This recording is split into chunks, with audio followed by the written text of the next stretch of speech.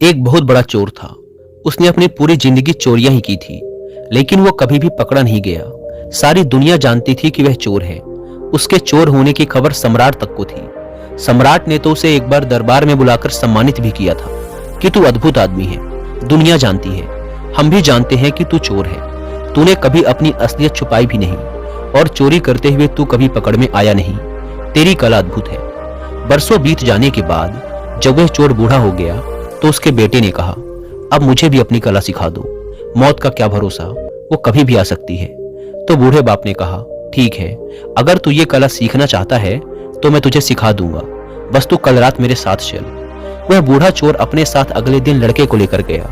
उसने एक घर में सेंध लगाई।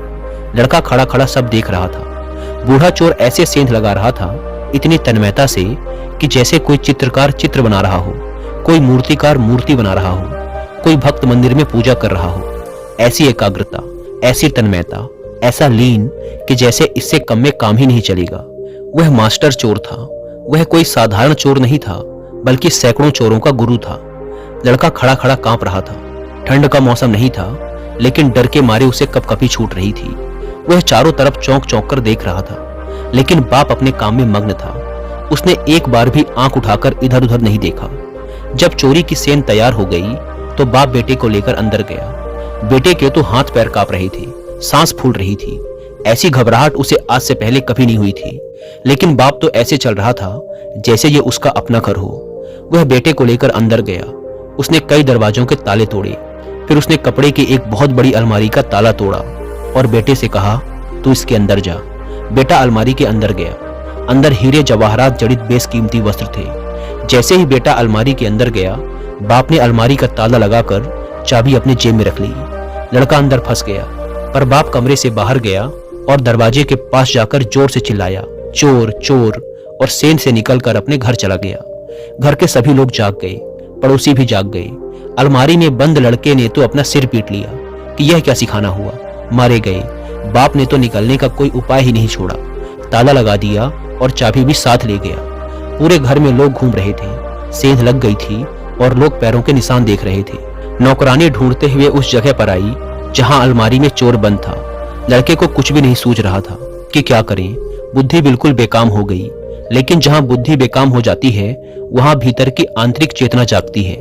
अचानक जैसे किसी ऊर्जा ने उसको पकड़ लिया और उसने इस तरह आवाज निकाली जैसे कोई चूहा कपड़े को कुतर रहा हो। ऐसा उसने अपनी जिंदगी में पहले कभी नहीं किया था। उसे खुद भी अपने पर हैरानी हुई। नौकरानी चाबी ढूंढकर लाई, दरवाजा खोला और दिया लेकर अंदर झांका कि शायद चूहा होगा। लेकिन जैसे ही नौकरानी ने दिया लेकर अंदर झांका, उसने फूंक मारकर दिया बुझाया और नौकरानी को धक्का देकर वहां से भागा। जब वह सेंध से निकला तो उसे देखकर 10-15 आदमी उसके पीछे भागे। बड़ा शोर शराबा मच गया। आसपास के सभी लोग इकट्ठे हो गए। वह जान बचाकर भागा।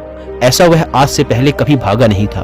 उसे विश्वास ही नहीं हो रहा था कि भागने वाला मैं ही हूँ, जैसे कोई और ही भाग रहा हो।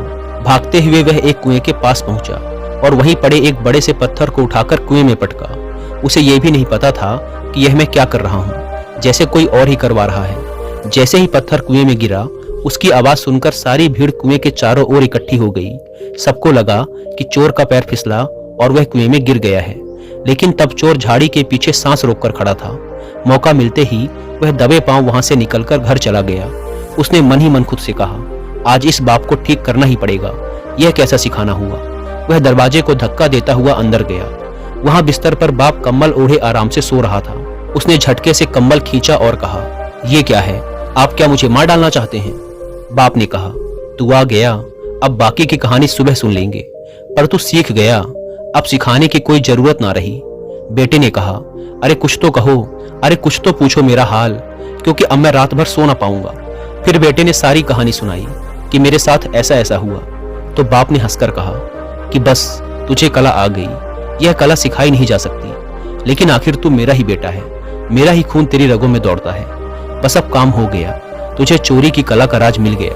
क्योंकि चोर अगर बुद्धि से चलेगा तो फंसेगा। वहां तो बुद्धि छोड़ देनी पड़ती है, क्योंकि हर घड़ी नई है। हर बार नए लोगों के यहाँ चोरी करनी है।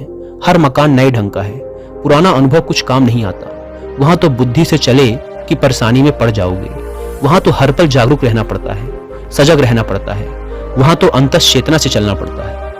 दोस्तों, ओशो अपने एक प्रवचन में इस कहानी का उल्लेख करते हैं। वो कहते हैं कि ध्यान की कला भी चोरी जैसी ही है, वहां बस होश चाहिए। जब बुद्धि अलग हो जाती है तो सजगता आ जाती है, और जहां सजगता आ जाती है वहां तुम जाग जाते हो, और जहां तुम जाग जाते हो वहां विचार अपने आप खत्म हो जाते हैं।